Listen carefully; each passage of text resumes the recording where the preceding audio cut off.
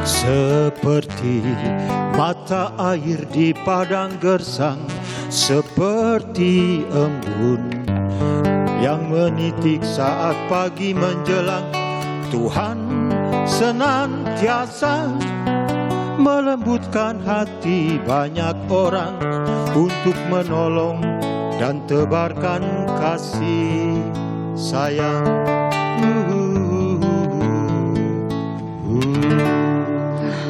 Kalau kita punya uang dibagi, kalau kita punya barang dibagi, makanan dibagi, kalau kita tidak punya apa-apa, minimal kita berlaku Senyum. baik gitu. Kita ya. membagi senyum.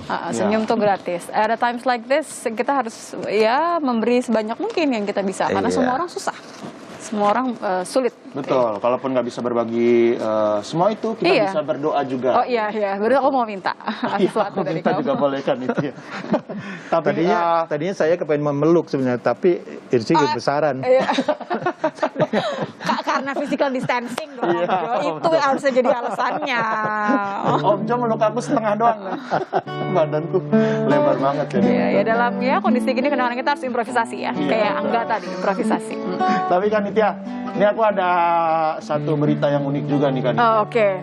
Aku lihat di beberapa postingan di Instagram itu banyak banget orang-orang di masa PPKM ini yang memang banyak yang mengalami kesulitan, tapi banyak juga orang-orang yang berbagi yang tadi kata Om Jo ceritain gitu. Ini menyentuh hati sekali ini. Kayak salah satu nih Kapolsek Pulau Gadung Jakarta Timur, Kompol Bedi Suwendi. Oh, aku tahu nih. Ya. Vira yang langsung di-repost sama Pak Babang Susatyo kan? Iya. Oke. Kita bisa ngobrol sama Pak Bedi Langsung hari ini ya. Pak Bedi nih. Halo Pak Bedi. Halo Mbak. Wah. Wih, semangatnya luar biasa. Pak Bedi senang sekali. Semangat selalu Pak. Pak, saya boleh minta air di belakangnya Pak? Aus Pak. Hifzi ini mentang-mentang Pak Bedi senang berbagi, senang memberi langsung ya. Langsung ya. Tapi boleh dong Pak, diceritain ini kan kemarin ramai sekali orang-orang merespon dengan sangat baik gitu kan. Upaya untuk kita berbagi apa yang dilakukan sama Pak Bedi ini patut diapresiasi dan dicontoh. Tapi boleh nggak diceritakan dulu sama kami, sama Nitya, sama Hifzi, kondisinya waktu itu gimana? Kan kalau ala polisi, kronologisnya seperti apa Pak? Iya. Ya jadi pada saat itu memang kita Polsek Pulau Gadung beserta 3 pilar, baik itu TNI Polri dan Kecamatan Pulau Gadung, melaksanakan operasi cipta kondisi rutin. Itu saya gabungkan dengan operasi mandiri kewilayahan, yang mana di situ ada operasi justisi, amanusa. Kita bergabung untuk melaksanakan kegiatan patroli rutin yang sudah biasa kita laksanakan, Mbak. Nah, saat itu kita melaksanakan patroli keliling Pulau Gadung. Pada saat kita ada di terminal Pulau Gadung, kita menghimbau kepada warga bersama-sama. Nah, saya melihat di situ ada orang yang berjualan kaki lima, itu ibu-ibu semua. Kemudian saya himbau kepada ibu itu, ibu ini sudah jam 11.30 malam, agar ibu segera kembali, karena ini sudah PPKM darurat. Karena ibu itu bilang ke saya, Pak, saya kan cuma jualan saja, kata saya kan nggak ada makan di sini. Ini aja deh Bu, saya bilang. Sudah ibu biasa jualan di sini, sehari berapa keuntungannya? Ibu itu bilang ada yang 200.000, ada yang 250.000. Ya sudah, saya kasih ibu 200.000, tapi ibu setelah ini tutup ya. Ibu kembali ke rumah karena ini PPKM darurat, bahaya Bu, saya bilang gitu. Pertimbangannya apa Pak Bedi? Kenapa waktu itu opsi itu ditawarkan? Karena kan banyak juga petugas yang memang ya sudah strict saja aturannya kan memang tidak boleh, ya sudah silakan, bahkan dikenai sanksi gitu kan. Sanksinya bahkan berupa denda uang gitu ya. Kenapa waktu itu Pak Bedi akhirnya memilih solusi yang saya bilang ya sangat humanis ya? Saya melihat ibu itu seperti ibu saya sendiri, jadi saya merasa kasihan aja sama ibu itu.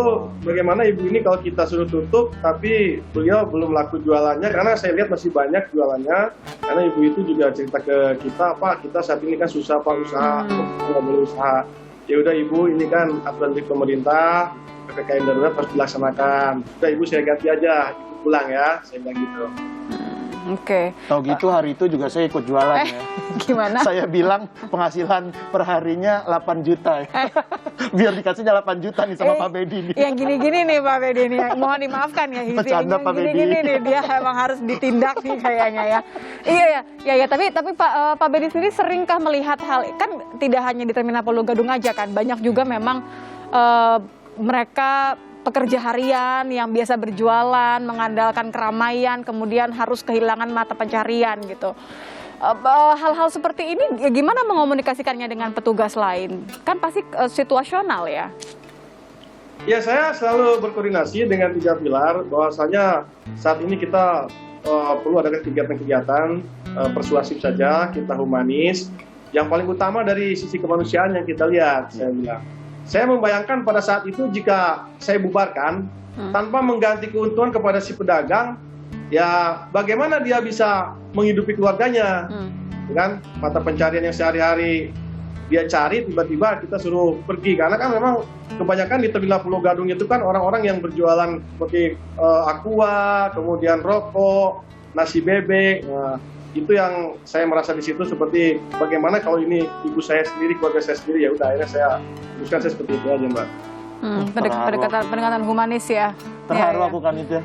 Iya, saya rasa kalimat atau pemilihan kata pendekatan humanis ini jadi kunci ya. Saya ingat juga kan Pak Presiden Joko Widodo juga mengungkapkan bahwa aparat ini harus lebih humanis, tegas, tapi jangan kasar gitu kan. Karena banyak juga ya Pak ya yang mengeluhkan bagaimana aparat di lapangan begitu. Tapi boleh nggak Pak, ini kan Bapak dari sudut aparat yang memang berada di lapangan, suka dukanya gitu Pak, kan tidak semua orang gampang mau nurut gitu aja kan ya Pak, ada juga kemudian melakukan perlawanan.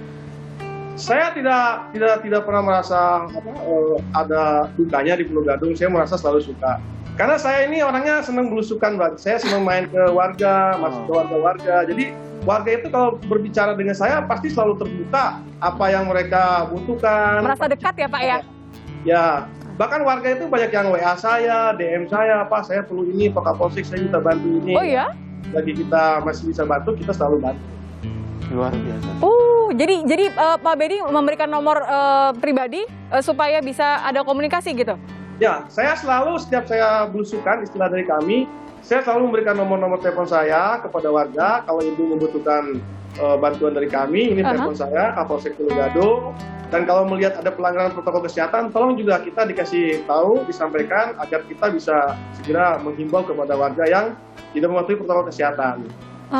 Oke. Biasanya yang dicurhatin apa aja sih Pak? Ini kayaknya Hifzi pengen tahu nih. Iya Pak, saya juga mau curhat nih selama Pak. ini paling warga yang WA saya atau yang DM saya, Pak Kapolsek, kami perlu bantuan Pak Kapolsek. Kadang-kadang ada juga yang masalah perlu PCR, perlu rapid, perlu swab. Kadang-kadang ada yang menanyakan tentang vaksin.